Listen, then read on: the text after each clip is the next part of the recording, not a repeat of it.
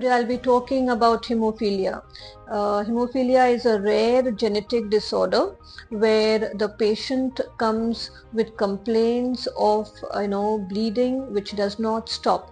This is because of the deficiency of the clotting factors, and because of which the clot does not form, and this condition can be alarming. The bleeding can happen anywhere in the body. There could be from the oral cavity, or there could be bumps on the head which does not resolve to the treatment. It could also happen in joints, because of which the patient is not able to walk and there is too much of pain. So it can happen in the gut, brain.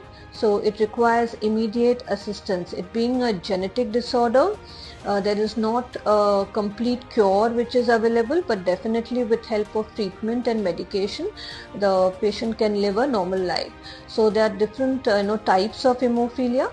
There's three types, that's hemophilia A and B and C. So A and B are very common. In hemophilia A, the clotting factor 8 is deficient, and in hemophilia B, it is the clotting factor which is 9, which is not enough. So, and the types also could be mild, moderate and severe. The mild and moderate cases many a time go unnoticed, except when there is a surgery where the patient, we see that he continues to bleed in spite of giving medications.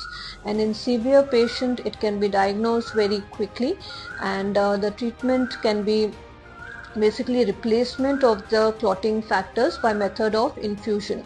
There is a method by which it is called as a preventive or a prophylactic treatment, where the clotting factors can be given to the patient by the means of infusion twice or thrice a week, so that the patient doesn't get into a situation where it's an emergency.